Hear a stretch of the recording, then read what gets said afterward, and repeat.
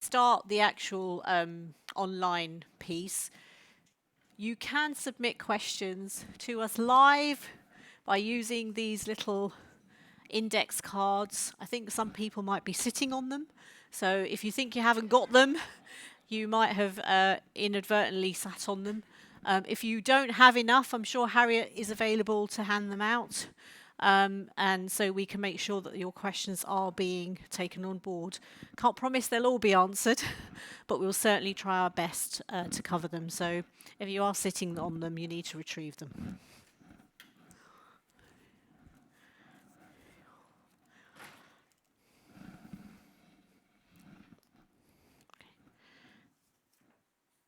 Sophie, are we in?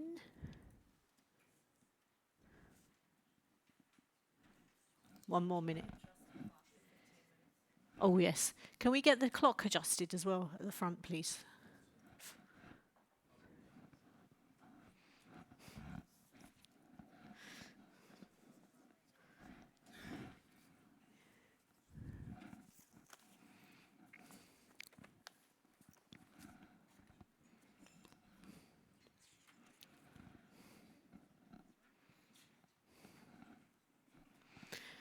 Good afternoon, everybody, or good evening, or even good night if you are watching this online and it's the middle of the night for you. I hope you've all managed to get a bit of a break and are refreshed for the afternoon session. We've had a really interesting morning setting out the scene around heparan sulfate, the challenges around trials and some of the potential ways of looking at this. I'm really delighted that this afternoon's session is going to cover a view from industry colleagues and then the regulators. So without further ado, I'd love to invite Dr. Carole Ho, Chief Medical Officer at Head of Development at Denali Therapeutics. Carole. Thank you very much. And as we kick off this afternoon's session, I really wanted to start by reflecting on the morning. We are facing an urgent unmet medical need. Patients are dying because of the accumulation of this toxic substrate, CSF-HS, that accumulates in the brain and can be measured in the cerebrospinal fluid. We heard this morning that CSF-HS is a robust biomarker that reflects disease activity that can be measured using emerging scientific assays that have high sensitivity and high precision. With this emerging science, we can and must move forward to address this unmet medical need, which is within hand. We know that with standard of care therapy, we monitor disease activity by peripheral heparan sulfate in the urine. So it stands to reason that if we can measure CSF-HS that reflects brain HS, and we can show with emerging therapeutics that we can reduce this, this is reasonably likely to predict clinical benefit, as you heard this morning. As you hear from myself and my colleagues, I'd like to point out that more than 10 years of R&D research and investment has gone into these programs. And as we listen to these, let's consider, is the disease biology clear? Is there a biomarker of this disease biology? Can we measure this biomarker with robust assays that are supported by science? And does the converging information across everything you've heard this morning and through these programs suggest the likelihood of CSF-HS being a surrogate biomarker that can predict benefit in these diseases of high unmet medical need? We hope at the end of today we're not asking if CSF-HS is a surrogate biomarker, but how we can utilize this to advance novel therapies for these diseases of high unmet medical need. So with that, I'm going to start and provide a data overview of Tividenofusp alfa, Tivi for short, which is a novel enzyme replacement therapy that crosses the blood-brain barrier. The presentation that I'm going to share with you today was also given at the World International Lysosomal Storage Disease meeting, and Dr. Joseph Munzer presented this data. And I'll share this data with you today. So Tividenofusp alfa, is an enzyme replacement therapy that is engineered to cross the blood-brain barrier by engineering a transferrin receptor binding site to the Fc portion of a fusion protein that is fused to the enzyme that is missing or deficient in this disease, MPS II. It is a weekly IV infusion that is intended to be developed to replace standard of care by distributing to the periphery and addressing the still partial unmet medical need for peripheral benefit, as well as now also going into the brain and addressing the unmet medical need and the accumulation of CSF-HS in the brain. I think the best way to illustrate this mechanism is using a molecular cartoon. So this is TIVI, and the top part of this in yellow is the enzyme that's missing in this disease. The Fc fusion protein is the bottom part, and we've engineered a transferrin receptor into this, which allows this to bind to a normal receptor that is in the brain and also in the body that transport iron, the purple, across the blood-brain barrier in normal development and homeostasis. This is IV administered, and it uses a vast capillary network through the body and through the brain. There are 400 miles of capillaries in the brain. That's basically from Amsterdam to Copenhagen in distance. And this vast capillary network allows for broad distribution to the brain. So now at the brain endothelial cell, you can see that this TIVI binds to the transferrin receptor, and you can see the normal process of endocytosing to enable the purple iron to get across the blood-brain barrier, enables this to get across the blood-brain barrier as well. The engineering affinity that we've designed that allows high enough affinity to bind to this receptor, but low enough affinity to come off in the low pH environment of the endosome, allows this now to be delivered across to the brain, distributed broadly and reaching almost every neuron or glial cell that may be affected by this disease. So this was the proof of concept program for this technology, and this is the first disease that we moved into. And we chose this disease largely because of the high unmet medical need, but also because the disease biology is fairly straightforward in the sense that we believe that if we can replace the enzyme that's missing, demonstrate the improvement in the reduction of the substrate accumulation, we would be reasonably likely to demonstrate clinical benefit. So this is our first in-human study, and it is also a study that is going to support accelerated approval in the United States. The primary endpoint is at 24 weeks, but this is a study that includes also a safety extension and open label extension. To date, the median follow-up time in this study is 2 years, and we have longitudinal follow-up now for 4 years. This study enrolled a broad age range from 3 months to over 12 years old. So this is in a population with high unmet medical need and in patients that are old enough and severe enough that you may not expect to see clinical benefit.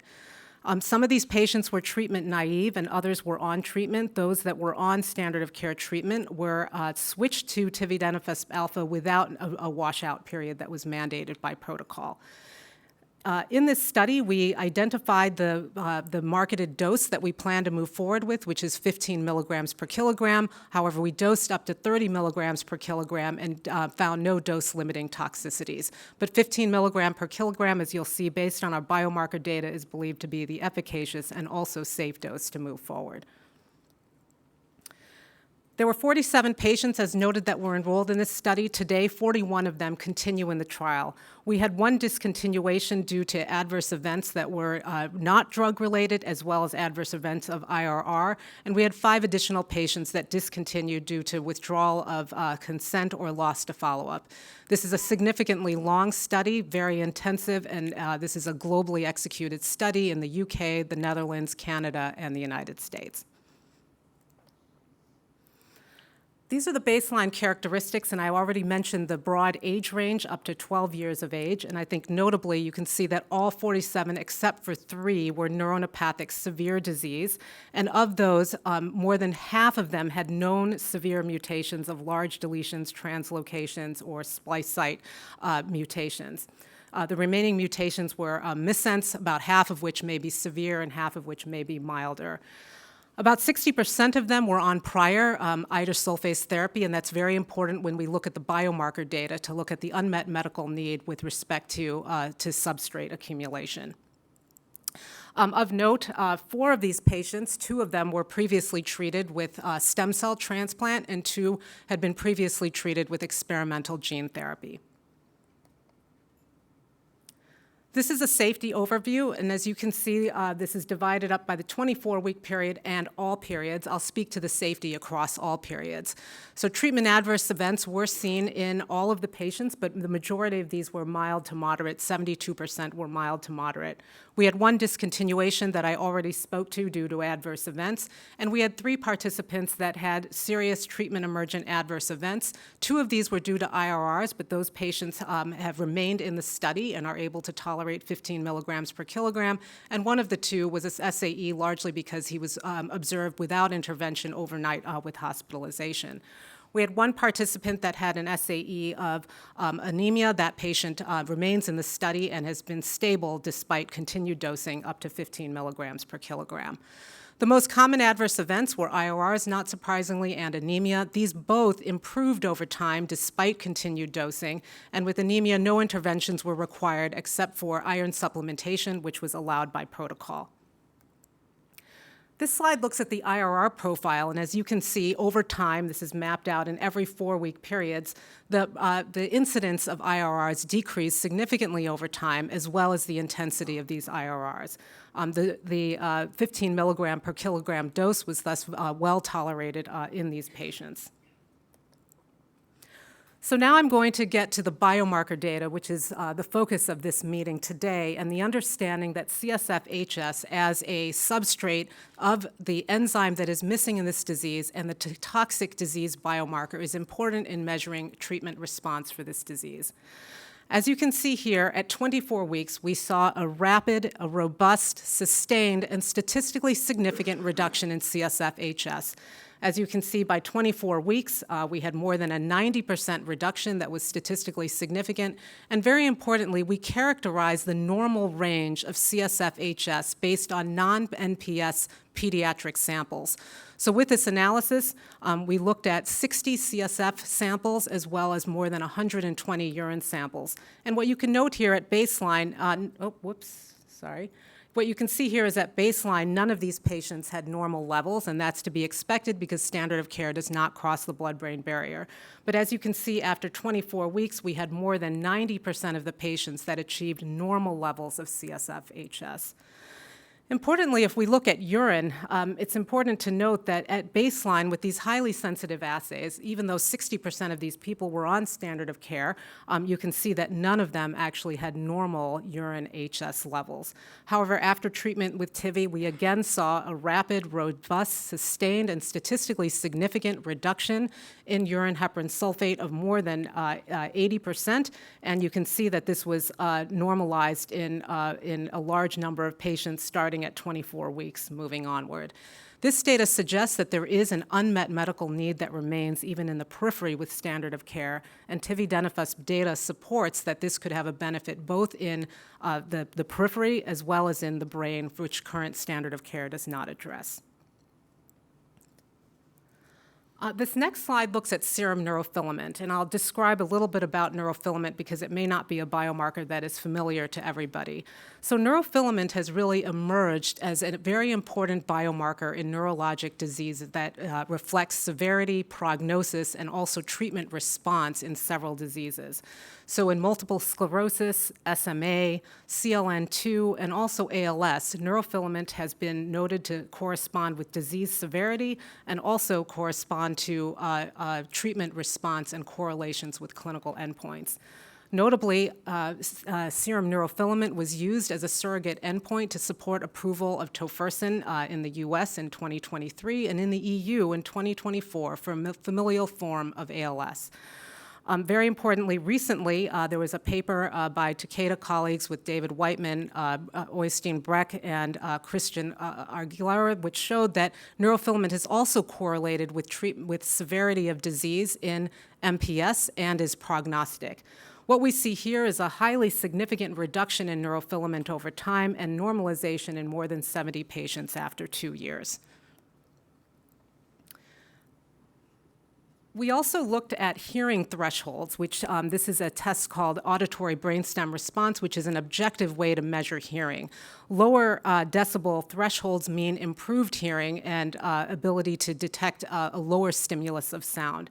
As you can see with pure tone average across these patients, we see statistically significant reductions in this threshold starting at week 24, and this is sustained also over time, suggesting improved hearing in these patients, which could be a combination of both central and peripheral effects. We also looked at liver volume, and as you can see in patients that were previously treated with standard of care, liver volumes are reduced, and this is maintained over time. And in patients that were treatment naive, we also show a rapid reduction in liver volume, suggesting at least equivalence to standard of care, and as I've shown you from the biomarkers, possibly improved effect compared to standard of care. We also looked at clinical endpoints in this study, which again, we have studied a median time of 2 years and up to 4 years, and we looked at both behavior as well as cognition. So you can see cognition based on the Bailey. We see an increase in raw scores over time, which suggests that these children are continuing to accumulate skills, which may not be expected in the age range that we studied. This is statistically significant starting at week 49. If we look at the Vineland, we also have statistical significance starting at week 49 and continued accumulation of skills over time. This data in totality supports clinical benefit that is linked to the effects that we see across these biomarkers, including CSF, HS, and neurofilament. So I asked the questions in the beginning, is the disease biology clear? And I think it is. Do we have assays that can robustly monitor this disease activity and toxic biomarkers? We do, CSF, HS, and we use the disaccharide method, which was discussed earlier this morning, which is very sensitive and robust to detecting these effects. And we've also looked at downstream biomarkers now. If we correct the lysosomal function, we should correct the neuronal function, and we see this improvement in neurofilament as well. We see highly robust, sustained reductions that are also associated with normalization in the vast majority of patients. We also see associations with clinical endpoints, both hearing, liver volume, as well as clinical and clinical behavior, as well as cognitive function tests. And we see that this molecule, this drug, is generally very well tolerated in patients that were studied to date in this study. I want to acknowledge the investigators and the patients that have contributed their time and energy to this study, and note also Joe Munzer, who presented this data at the World Conference in February. Thank you very much. Thank you so much, Carole. Dr. Nidal Boulos, Senior Director of Clinical Science at REGIstrational. Good afternoon. I'd like to take the opportunity to thank the organizers and all the speakers and the presenters today for the great discussion. So today I want to present to you how we have used heparan sulfate as a surrogate biomarker in MPS II to track disease response as part of investigational RGX-121 gene therapy program. CAMPSIITE is the clinical study for RGX-121.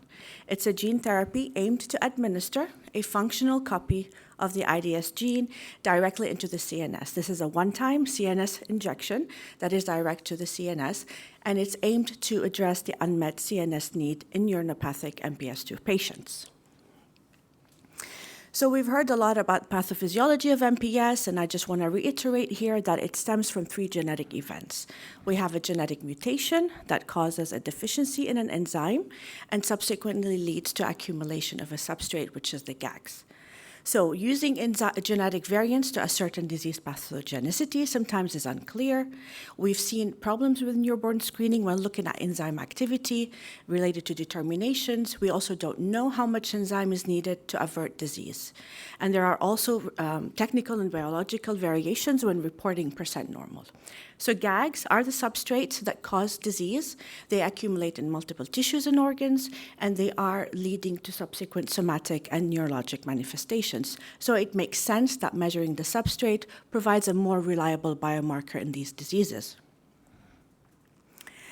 We've heard a lot about neuronopathic MPS forms and how they accumulate heparan sulfate as the main GAG. And this table here, again, reiterates the various MPS types. And you see that those MPS types that associate with neurologic symptoms do have heparan sulfate as the main GAG that is stored.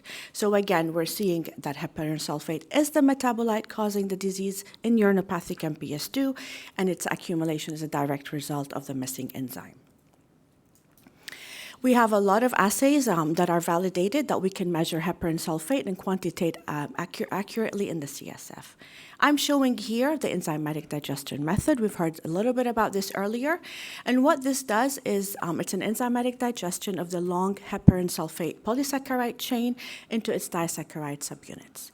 So in MPS II, the lack of the I2S enzyme leads to accumulation of 2O-sulfated ends at the non-reducing end, seen here, in the red box. And these domains are also presented to us in the enzymatic NRE that is formed after digestion in the disaccharide, and we refer to it as D2S6 just for simplicity using a simple nomenclature. So HS-D2S6 contains these two O-sulfated ends that are specifically cleaved by the I2S enzyme.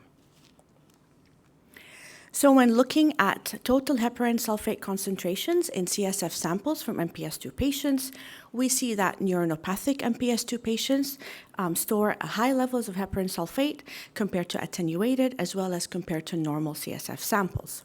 Well, when we specifically look at heparan sulfate D2S6 in CSF samples from MPS II patients, we also see high levels accumulate in neuronopathic MPS II.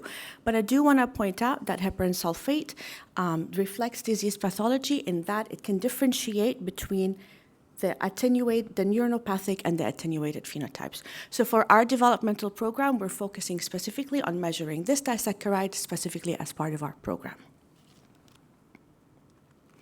So there is an unmet need in neuronopathic MPS II. And RGX-121 is a gene therapy that has the potential to address the unmet CNS need in MPS II. It's a one-time injection to the CNS that delivers a functional copy of the IDS gene with the potential to express functional I2S. D2S6 shows distinguished phenotype between attenuated and neuronopathic MPS II, and RGX-121 is using CSF HS-D2S6 as a surrogate endpoint that is reasonably likely to predict clinical benefit.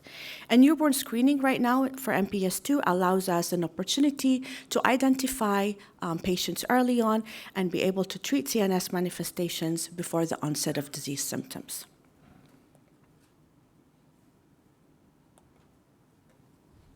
So CAMPSIITE is a clinical study for RGX-121, and CAMPSIITE is done in two parts. Part one is a safety, has safety as a primary endpoint. It's a dose-escalating study. The secondary and exploratory endpoints include the surrogate biomarker, HS-D2S6, and we also have neurodevelopmental outcomes assessment using Bailey, caregiver-reported outcomes using Vineland, as well as we measure systemic biomarkers and ERT-free status in these participants. CAMPSIITE Part 2 is the pivotal trial. The primary endpoint for Part 2 is the proportion of patients that with CSF HS-D2S6 levels that reach below the maximum attenuated levels at week 16 post-treatment. Secondary and exploratory endpoints include neurodevelopmental assessments using the Bailey, caregiver-reported outcomes, brain MRIs, safety, and systemic biomarkers. We enrolled 15 severe neuronopathic MPS II participants, ages 4 months to less than 5 years, in Part 1 across 3 dose levels. Dose level 3 was the chosen dose that was taken forward to the pivotal trial. As part of the pivotal trial, we enrolled 10 participants with neuronopathic MPS II, and they were also between the ages of 4 months and under 5 years of age. RGX-121 was well tolerated across all dose levels. In Part 1, there were no SAEs related to RGX-121 product or administration procedure. In Part 2, we had 1 SAE that was possibly related to the drug, manifested as elevated liver enzymes. However, this was transient and resolved with steroid treatment. So moving on to share with you some clinical data related to the biomarker. So what we're seeing on the left-hand side of the slide are the box plots. These show the ranges of heparan sulfate D2S6 in the CSF of severe, attenuated, and normal CSF. And on the right-hand side, we're seeing line graphs. These line graphs represent the median levels of CSF HS-D2S6 in the participants across 3 dose cohorts and at specific time points post-treatment. And you can see that there's a dose-dependent reductions in CSF HS-D2S6 across the 3 dose cohorts, with dose level 3 patients approaching normal levels. There's 1 participant in dose level 1 that shows a rebound in its HS-CSF. This participant had a shunt infection and that was unrelated to study drug. I want to point out that with dose level 3, we are seeing reductions approaching 86%. And I want to specifically point out week 16, where we see that CSF HS-D2S6 reductions approach 80% with dose level 3. This is the dose that was carried forward for the pivotal trial, and I'll be sharing data from that specific time point later on in the presentation. So when looking at neurodevelopmental assessments, it's really important to consider disease burden at baseline to be able to look at an efficacy signal.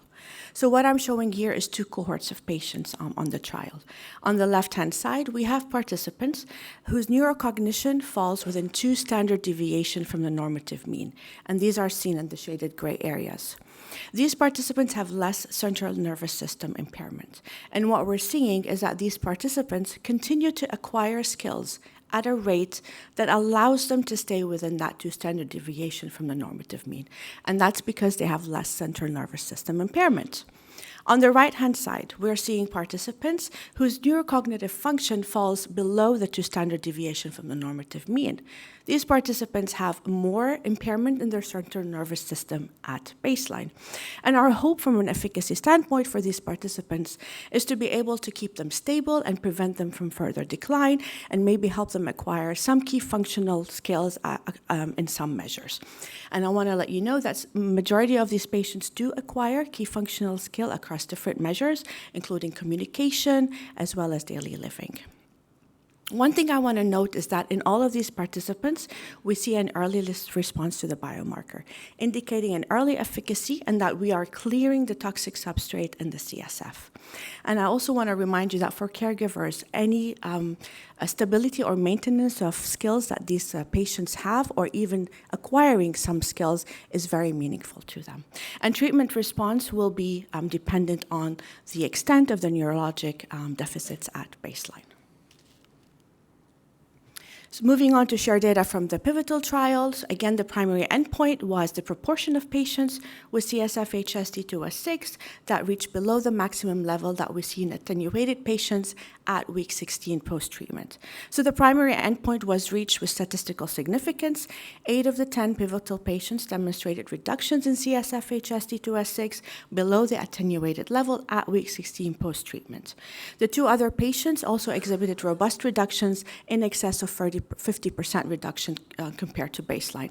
So overall, in the 10 participants part of our pivotal trial, we see 86% reductions in CSF D2S6 at week 16. So to summarize this part, RGX-121 was well tolerated across all 25 participants in all phases of CAMPSIITE. CSF HSD2A6 levels were reduced to attenuated levels and approached normal levels in the pivotal dose. Primary CSF HSD2A6 endpoint was met in the pivotal trial. Development skill acquisition was observed up to 4 years, and this is data from Part 1. We continue to collect data from our Part 2 participants. And REGENXBIO just recently announced that we did complete the BLA submission for RGX-121 in the US using the accelerated approval pathway with CSF HSD2A6 as a surrogate endpoint that is reasonably likely to predict clinical benefit. So we've heard a lot about CSF-HS being a primary disease activity biomarker in neuronopathic MPS II. We have validated and sensitive assays that can measure heparan sulfate in the CSF, making it a true measure of disease burden. Mechanistically, it makes sense. HS accumulates from the missing enzyme. It is the metabolite that causes disease pathology. We show in our trial significant reductions of HSD2A6 that occur rapidly at week 16. This is an early indication of therapy success. We have a lot of challenges in interpreting outcomes data due to heterogeneity in function and in disease stage at baseline, which is why it's really important to have a surrogate biomarker that allows us to look at efficacy early on and be able to track pathology across various disease stages in these participants. And then we have to remember that stability or a small level of developmental change was very meaningful in more advanced disease stages. I want to thank all of our RGX-121 investigators and clinical study sites and coordinators for their hard work on these trials. I want to also acknowledge my REGENXBIO colleagues, but most importantly, our MPS II patients and their families. Thank you.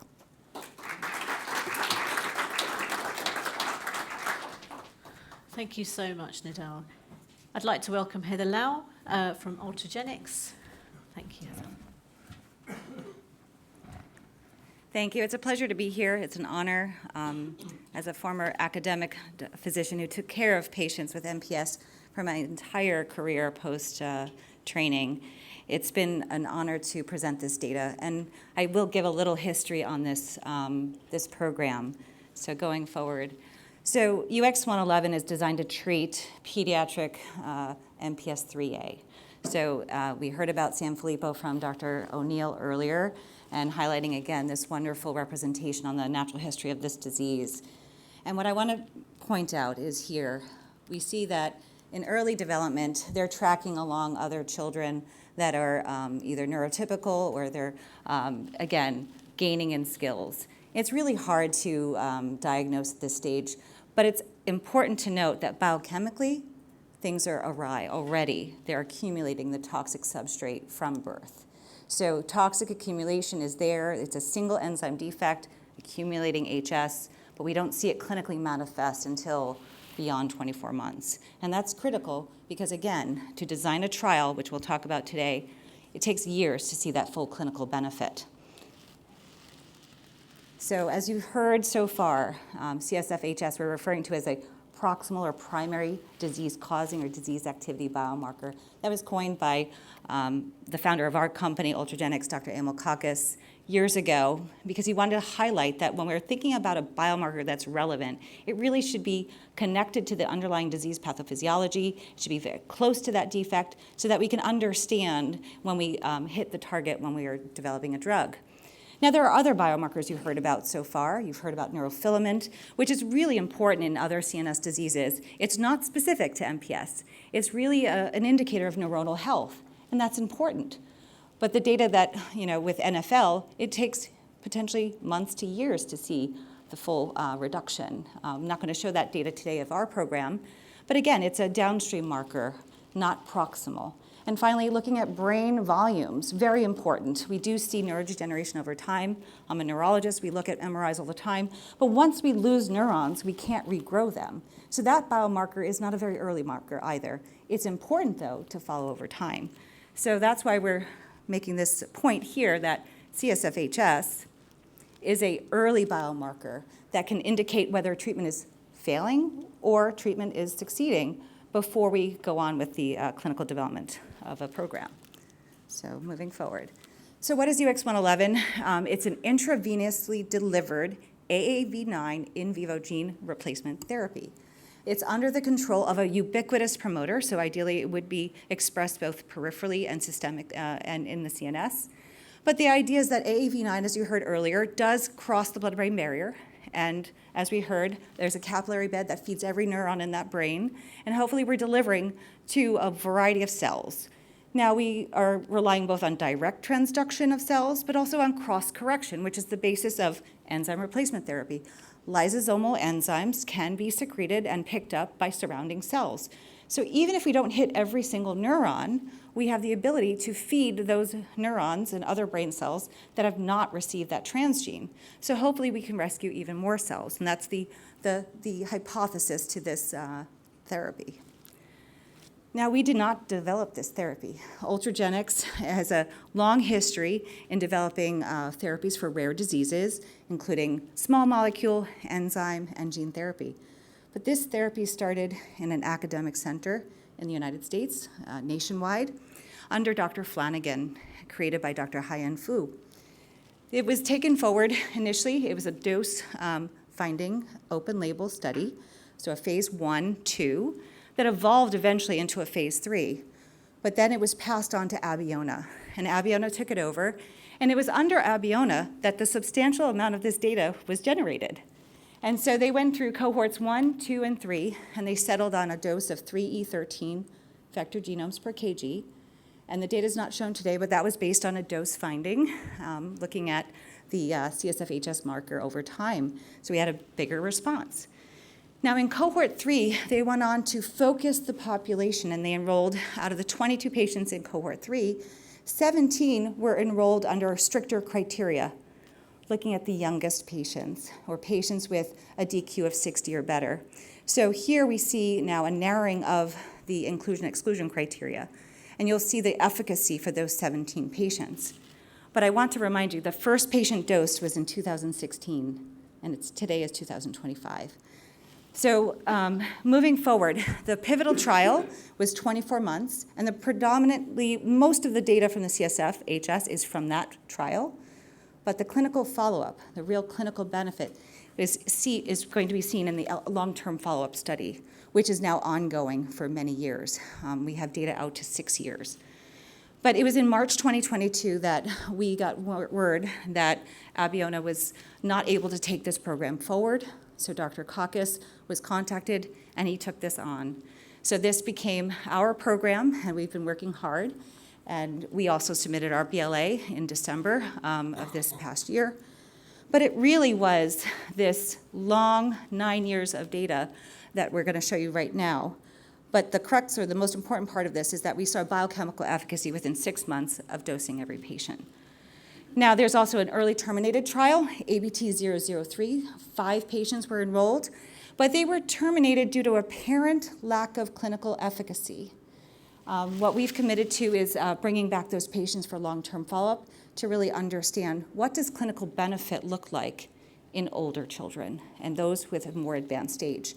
So my first part of this, I'm going to talk about the primary efficacy of younger patients. That's going to focus on cognition and verbal communication, because we are starting to treat earlier, right? We started 3 months to 2 years old in that.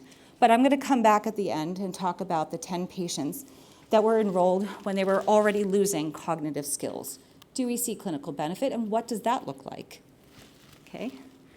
Baseline demographics, again, our total set of 27 patients received that registrational or proposed registrational dose. They're slightly older compared to the target population called MITT here. And then we are now using published natural history. We did not have a placebo-controlled or observational arm. We're using published data from Shapiro study and from Dr. Vibrek here, a natural history comparator. And that is forming the basis of our statistical analysis. So this is a schematic of our CSF-HS exposure. This is a different way of analyzing it. CSF-HS was measured using the endogenous NRE assay that was created by Dr. Fuller at the inception of this program in 2016. We have used the same assay for the entire program.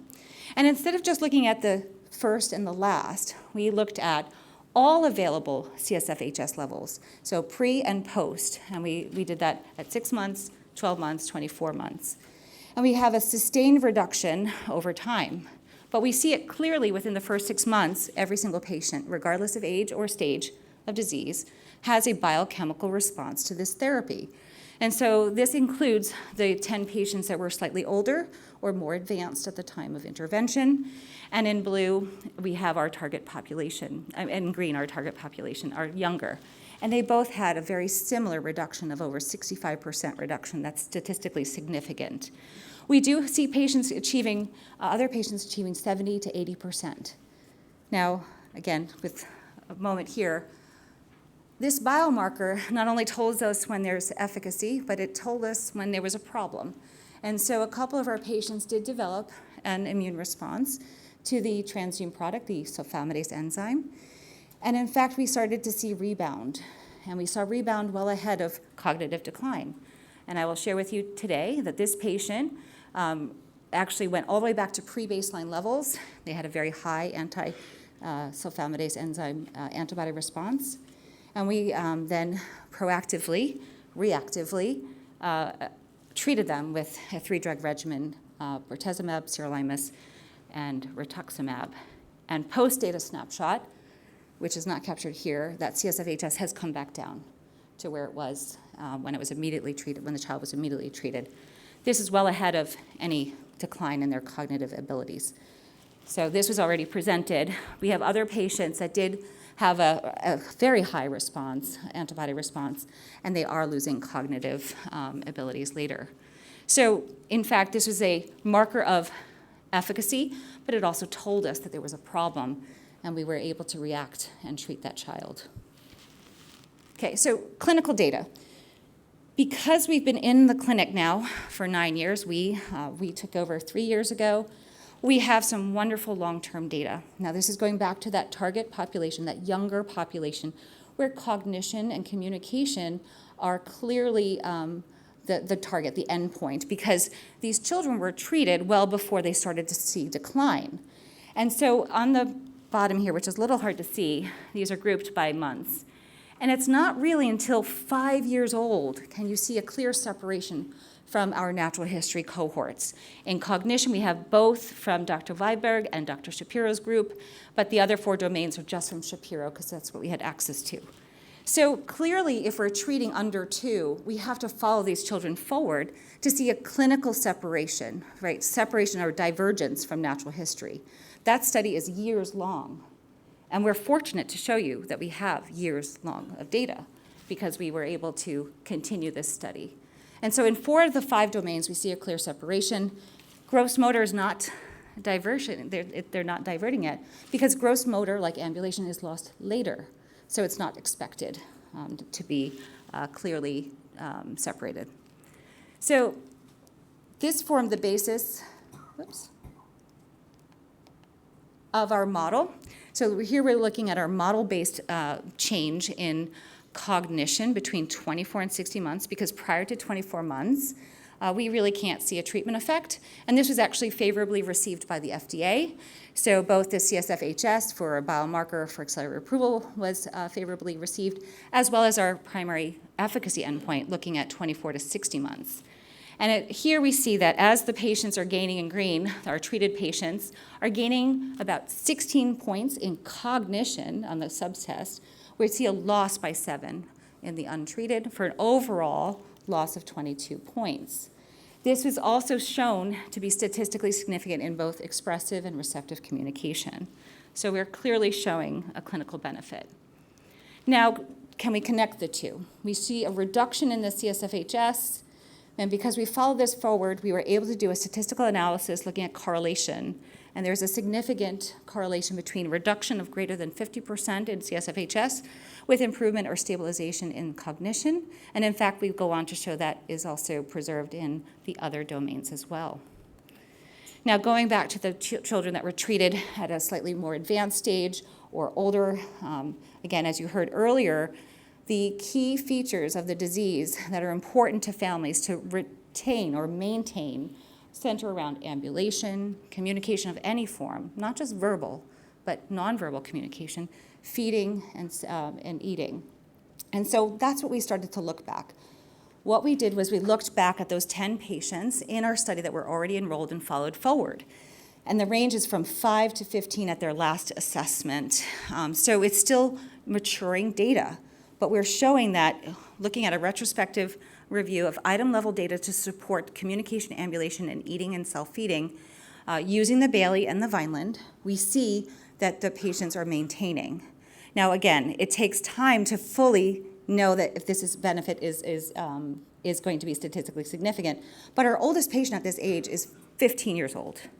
They're walking up and down stairs, they're feeding, and they are communicating, although non-verbally. Now, going back to safety, this is always important for us to just highlight that all patients did have some form of treatment-emergent AE, but none led to death or study discontinuation. 78% experienced at least one adverse event that was considered related, but they were all mild to moderate in severity and resolved spontaneously. And in cases, there were the class effects known with gene therapy, such as bumps or elevations in their liver function tests, that were easily treated in some cases with prolonged steroids. There was only one patient had 2 serious AEs, but they were related to both disease and drug, and they were considered cognitive decline and mental status changes that was deemed later not to be related by the sponsor. So overall, I hopefully today in this abbreviated time that I was able to show you that the totality of our evidence really supports that CSF-HS is reasonably likely to predict clinical outcomes. And it was only because the length of this study that I can show that to you today. But it did require 3 different sponsors, 2 different changes of IND, and a substantial amount of time, effort, and resources to bring it to this point. And the final point that I want to make is that it's not all about cognition for clinical efficacy, but we do see a benefit, or we're seeing an emerging benefit in our older patients. And it's not centered around cognition, but these key functional areas that are meaningful to parents and to clinicians, including ambulation, mobility, and feeding. So overall, it was well tolerated at this dose, and we are just very pleased to be advancing, at least in the US, towards hopefully an approval in the next year. Thank you.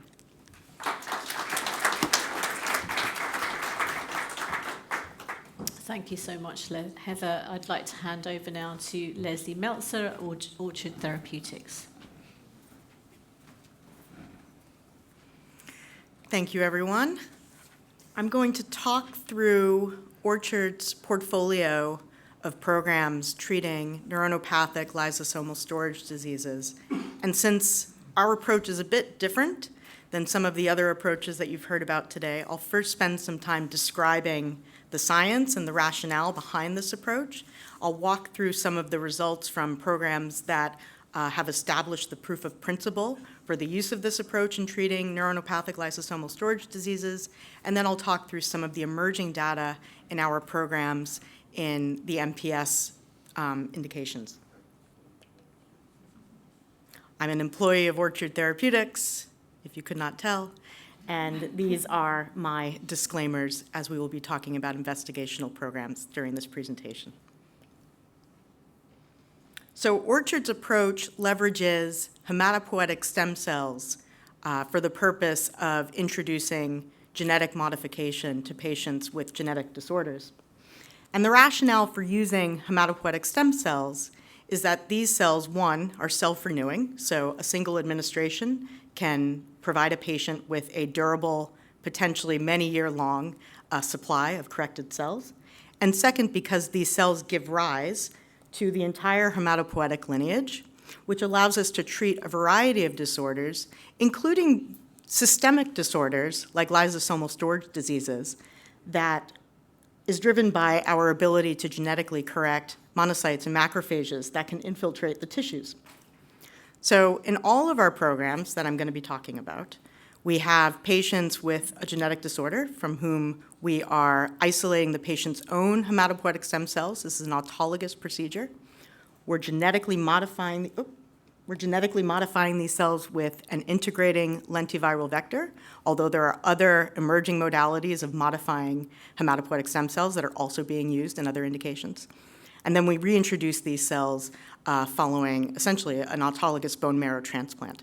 In fact, historically, and you've even heard about it today, there has been the use of allogeneic or stem cell transplant from a donor to potentially treat lysosomal storage diseases. There is some success, but there remains considerable unmet medical need, even in those indications where HSCT, allogeneic HSCT is used widely. And that is our approach to make this a transplant where everyone is their own donor to potentially minimize some of the risk associated with allogeneic transplant while potentially maintaining efficacy and even potentially improving efficacy due to the fact that we can drive very high levels of enzyme expression. So how do we treat brain disorders, correcting blood cells? I get that question quite a bit, and I'll walk through it here. Essentially, the hematopoietic stem cells that are genetically modified cross the blood-brain barrier and are able to differentiate within the CNS into microglial-like cells, so similar to the resident microglia of the CNS. And through very high levels, supraphysiological expression of the enzyme of interest, they can cross-correct the unmodified neurons and other cells of the CNS. I'll also note that this does result in the correction of function of the microglia themselves, and ultimately the mechanism of action of these approaches in CNS disorders is likely some combination of improvement of microglial function and cross-correction of other cells in the CNS.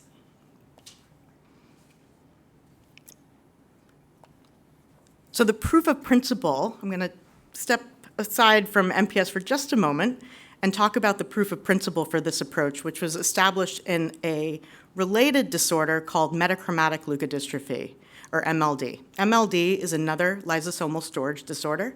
It affects a protein called ARSA, and it results in the accumulation of a substrate called sulfatides throughout the body. It is particularly toxic in the CNS, and what happens is ultimately these children, after a period of seemingly normal cognitive and motor development, will plateau and then very rapidly decline. They will lose all of their motor abilities, they lose the ability to communicate, they lose the ability to speak, and so forth. And this happens extremely quickly after onset. In some children who have the most severe form, they have onset in the second year of life and will lose all of their abilities within weeks or months.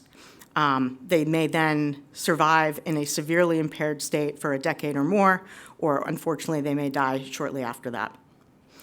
And this approach, using OTL-200 or Arcicel as it's described here, has resulted in a statistically significant and clinically meaningful benefit in this disease relative to natural history. So shown on this slide are some Kaplan-Meier plots looking at survival and motor impairment-free survival in a population of patients treated with the gene therapy relative to a natural history population that is largely comprised of the older, untreated siblings of the children in the trial.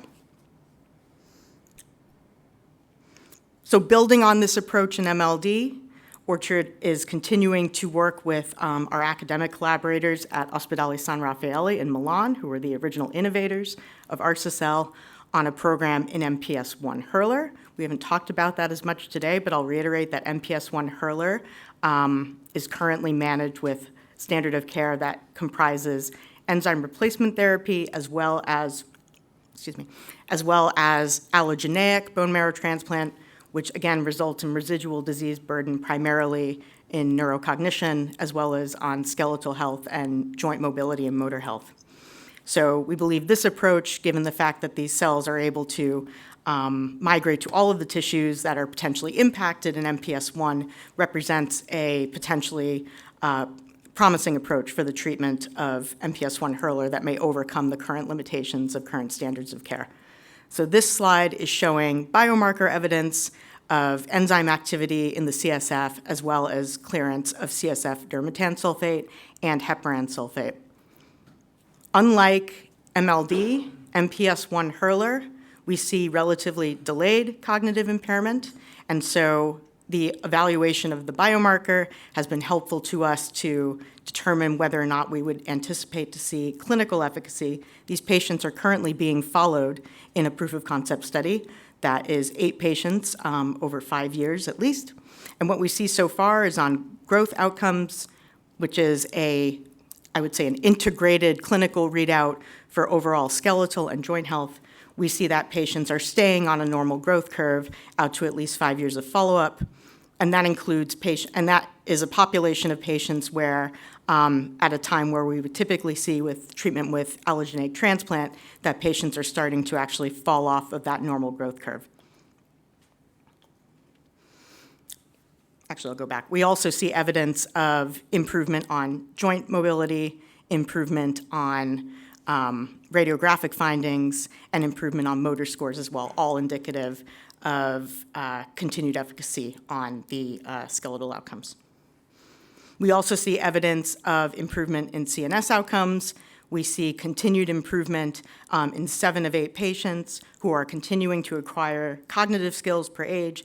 There's unfortunately 1 patient who has a confounding behavioral disorder that essentially precludes him from actively engaging in the assessment. He refuses to do the test, basically. But on every other endpoint that he is being assessed on, he is showing evidence of improvement, including all of the motor and skeletal outcomes I showed on the previous slide, as well as on MRI, which is shown on the right. So all 8 patients are continuing to show improvement on brain MRI, again at time points in which we would expect to see, even with treatment with allogeneic transplant, patients starting to come off of the natural history curve for cognitive age equivalent, and also starting to show evidence of impairment on MRI. So taken together, all of the information that we have from MLD, from MPS I, is supportive of the potential of this approach to be utilized in Sanfilippo, which is our OTL-201 program that we are working on in collaboration with the University of Manchester that Simon alluded to earlier, and also Brian Bigger and Rob Winter working on. So again, this is the same approach. We're taking the patient's own hematopoietic stem cells, we're modifying them with a viral vector to drive overexpression of human SGSH, and then we put the cells back, and we expect to see not just biochemical restoration, but also potential clinical benefit. It's important to note that unlike MLD and unlike MPS I, there's not currently any evidence that allogeneic transplant shows benefit in this indication. So this is an important high unmet need where we think that this treatment has promise, similarly to the promise described by Heather's really excellent presentation just now. So right now this is in a proof of concept study with 5 patients that are being followed at the University of Manchester, all of whom were treated in 2020 and 2021 during COVID, none of whom were from the UK, and it was quite an undertaking to get all of those patients to England to be treated, but we made it happen because ultimately the unmet need was so great that countries were really willing to move mountains to make it happen. So these are the data that have been presented so far. The last patient was very recently seen for their 3-year follow-up, which is the main endpoint in the study, so we will soon be seeing 3-year follow-up from all patients. But what we're seeing is very consistent with what we've seen in the other indications, right? We have evidence of SGSH activity, both in the periphery and in the CSF at supraphysiological levels, and we also see evidence of clearance of heparan sulfate, both in the plasma as well as in the CSF. And reductions are, as a percentage, quite similar to what we see with OTL-203 and MPS I.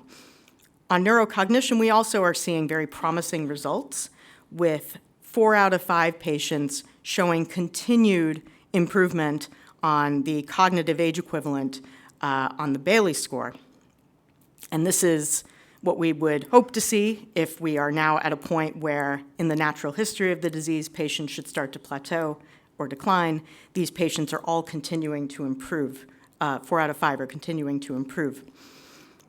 And what's very interesting and important about these patients is that they've actually been able to, I would say, graduate on the cognitive assessment trajectory. So typically, children who have MPS IIIA are able to be assessed with the Bayley instrument, which is an early instrument that eventually a typical developing child will plateau and will need to move on to the next instrument that can test or evaluate more advanced skills.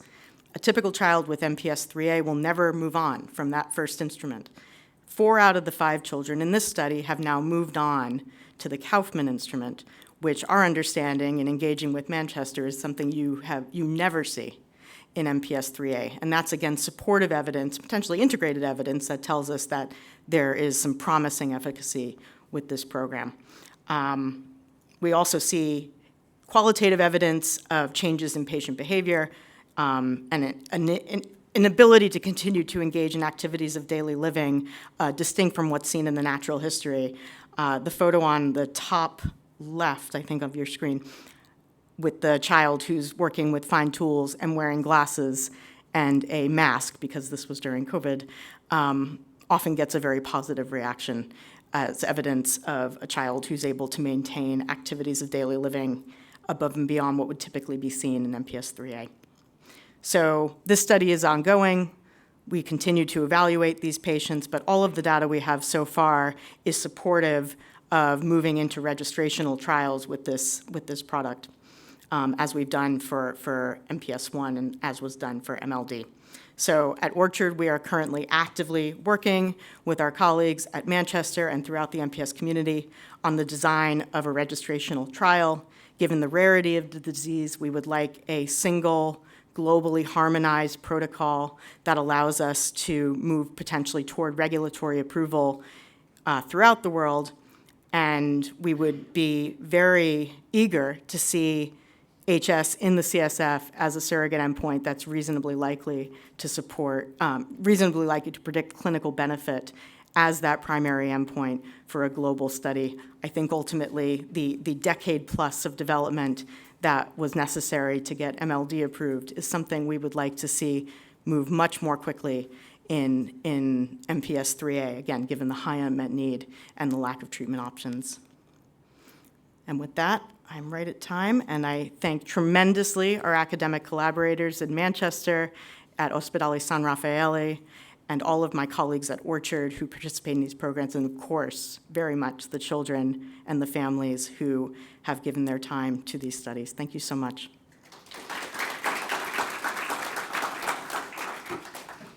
Thank you so much, Leslie, and that has been an amazing session. I've got a whole pile of questions here, so I'm afraid you ladies are going to be here for a bit. It's been great to hear some of the kind of positive experiences, I suppose, that you've seen in the trials. But one of the questions that's come up from the audience, and I think, Leslie, I might start with you with this one, is what are the limitations of CSF-HS as a biomarker, and how do we kind of articulate those? There's a microphone there at the end. Yes, I appreciate you pointing that to me first. Very candidly, we're at the beginning of our journey of using heparan sulfate and CSF as the biomarker to support a potential approval. The MLD program was conducted without the use of a biomarker as the primary readout, and ultimately that's a big reason it took 15 years to get from initial treatment to approval. I actually would look to my colleagues who have a little bit more experience using heparan sulfate and CSF as a biomarker to answer that question. Who'd like to go, Carole or Heather?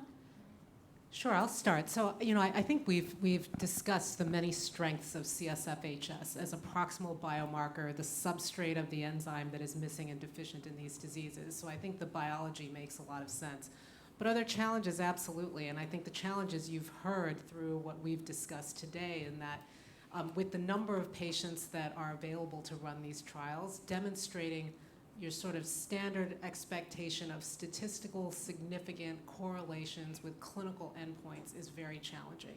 And I think this is challenging because while these are monogenetic diseases, there's heterogeneity based just on the ages that we need to study, given that there aren't enough patients to do a very large study in a particular clinical baseline sort of characteristic. So sometimes I give the kind of example, in the morning, this was referred to sometimes the symptoms like a pediatric dementia or pediatric Alzheimer's disease. Just to put it in perspective, in Alzheimer's disease, when you want to run a clinical study and see statistically significant clinical effects, you need more than 1,000 patients, and you use an endpoint that it really is best suited for a relatively narrow range of patients. So you'll hear patients are only enrolled with a certain mental status examination range, and that's to improve the heterogeneity in a disease. That's very hard in rare disease where you have patients of all different ages, and anyone who has children knows that there's a big difference between a 2-year-old and even a 5-year-old or an 8-year-old.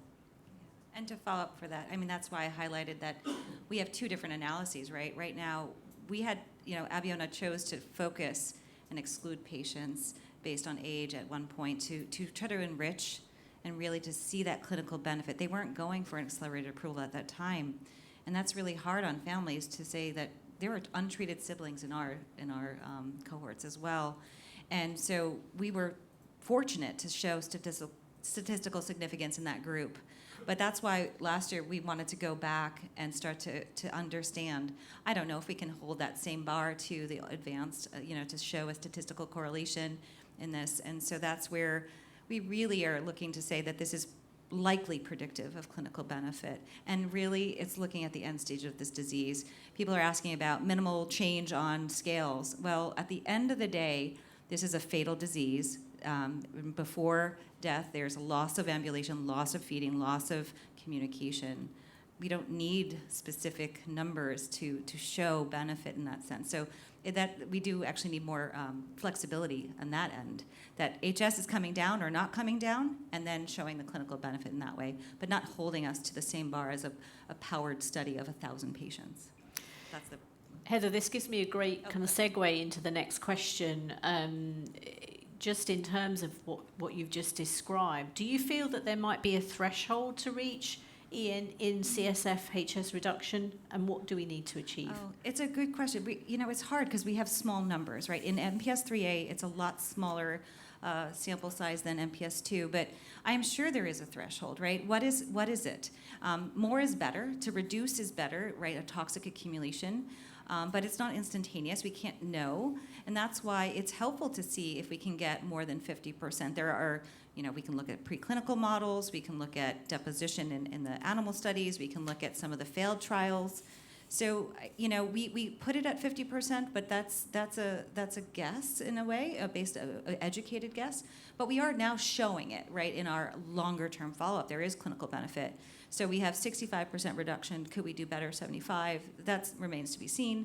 We did prophylactic steroids. There's a clear immune effect.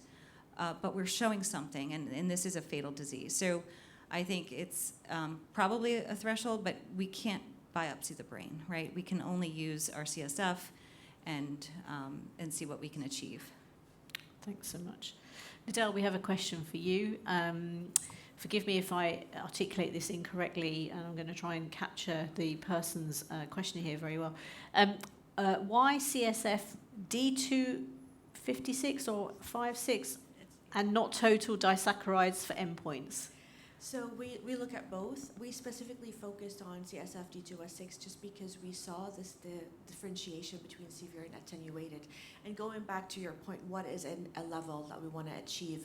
Since we don't have a lot of access to CSF samples from MPS II patients, we had to work with the samples that we have. And this gave us a clear indication that if we were to reduce at least the levels in the brain from severe to attenuated levels, we have an indication that these kiddos are doing better.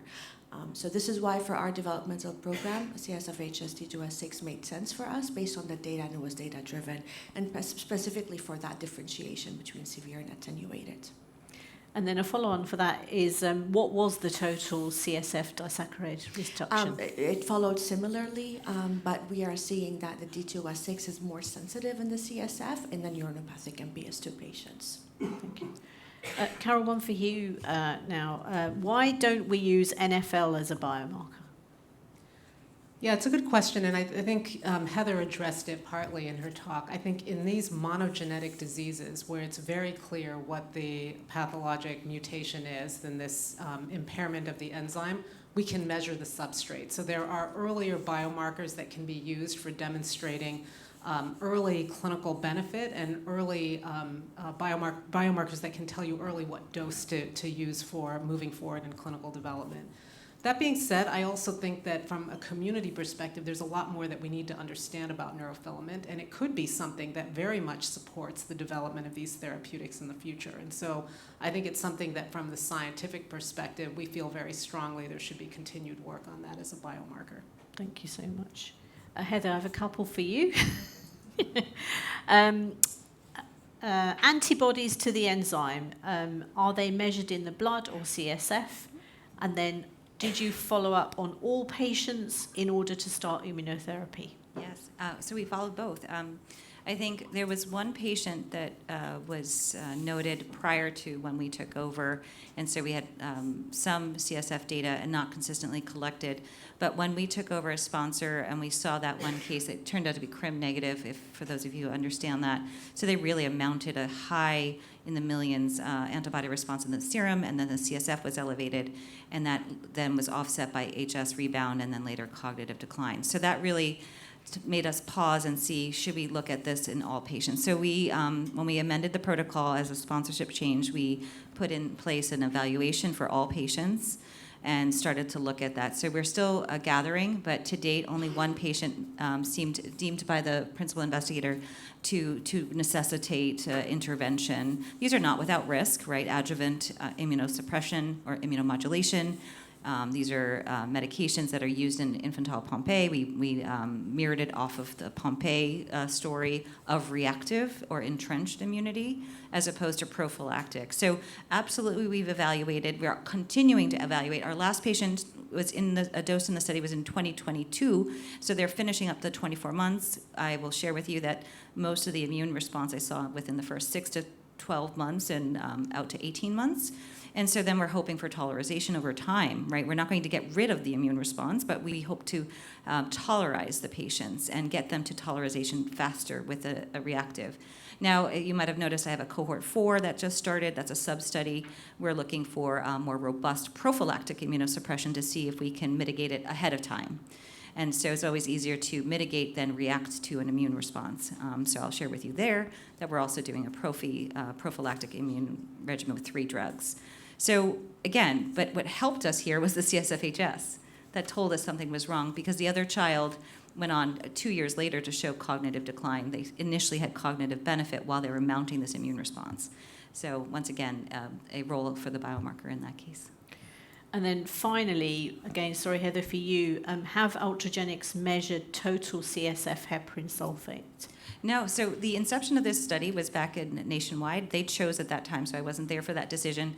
They chose to look at the endogenous NRE. And I too, I was trained to look at total HS, but this endogenous NRE, looking at this assay, uses the patient's own CSF for their own enzymatic digestion, which is very interesting.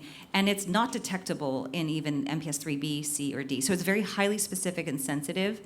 And so we do have variable absolute values that then are reduced over time. So it is a within patient kind of comparison, but we can't really, we don't feel the need to go back and look at total HS. Fantastic. Thank you so much. This session has been really informative and given us some really practical applications in different scenarios and different conditions.